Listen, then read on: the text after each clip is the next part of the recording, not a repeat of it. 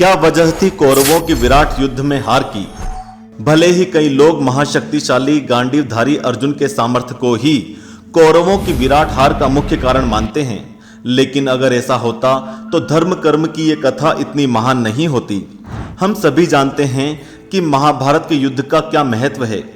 पूरी सृष्टि को धर्म का महत्व समझाने के लिए महाभारत में कई बलिदान और विध्वंस हुए, लेकिन सबसे बड़ा विध्वंस कौरव वंश का रहा, जिनके कुल का हर एक दीपक नष्ट हो गया। क्या कभी आपके मन में यह विचार आया है कि आखिर ऐसा क्यों हुआ? उनकी ऐसी कौन सी गलती थी जो उन्हें इतनी बड़ी हार का सामना करना पड़ा? आज के वीडियो में हम इसी विषय पर चर्चा करने वाले हैं और कौरवों की विराट हार के पीछे छिपे असली कारणों को जानने वाले हैं।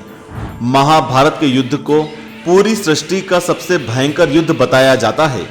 यह सच है कि इस युद्ध को धर्म और सत्य की स्थापना के लिए लड़ा गया था, लेकिन 18 दिन चले इस भीषण युद्ध के अंत में जब कौरवों को विशाल हार मिली और दुर्योधन अपने प्राण त्यागने ही वाले थे, तब उन्होंने अपने मुख से इस विशाल हार के लिए 3 कारणों को जिम्मेदार ठहराया था। हारने के बाद भी उनके मन में वो बातें थी जो अंत समय में बाहर आई। वे मानते थे कि 3 कारणों में से युद्ध को हारने का पहला कारण उनका चयन था।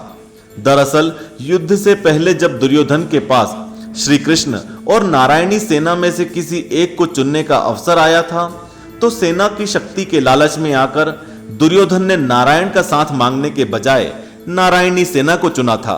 हालांकि श्री कृष्ण युद्ध में शस्त्र नहीं उठाने वाले थे, लेकिन ये जानते हुए भी अर्जुन ने श्री कृष्ण को अपने सारथी के रूप में चुना था। मृत्यु के मुख में जाते हुए दुर्योधन को आभास होता है कि उसने गलत चयन किया था।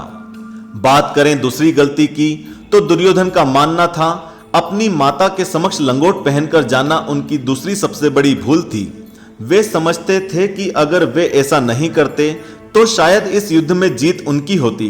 दरअसल युद्ध में जब दुर्योधन की रणभूमि में उतरने की बारी आई तो उनकी माता इस बात से चिंतित हो गई कि कहीं वह अपने प्रिय पुत्र को ना खो दें। वे पहले ही अपने बाकी पुत्रों को मृत्यु की भेंट चढ़ते हुए देख चुकी थी और अपने आखिरी चिराग को बुझने नहीं देना चाहती थी।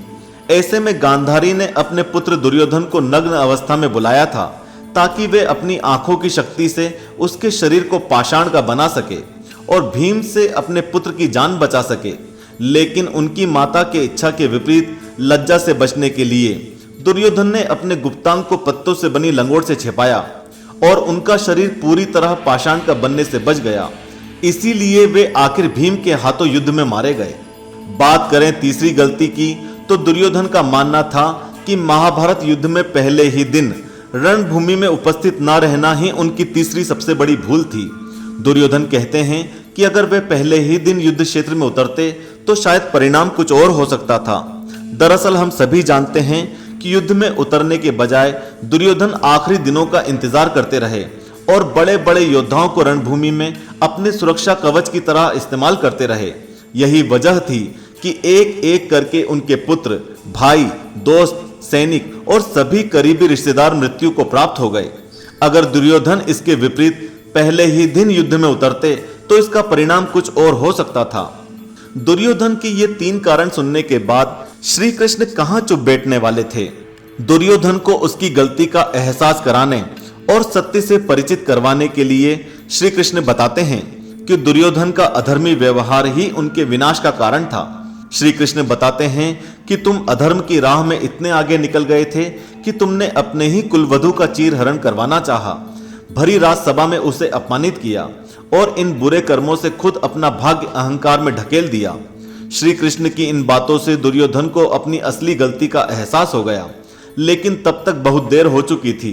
वह युद्ध के साथ अपना सब कुछ हार चुके थे।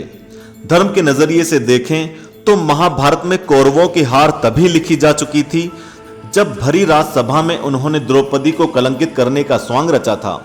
कहते हैं कि धर्म की स्थापना के लिए भी कौरवों की हार जरूरी थी। अगर ऐसा नहीं होता तो धर्म कर्म सिखाने वाले इस महाकाव्य की रचना की जरूरत नहीं पड़ती। आज के लिए इस वीडियो में बस इतना ही। जय श्री कृष्ण।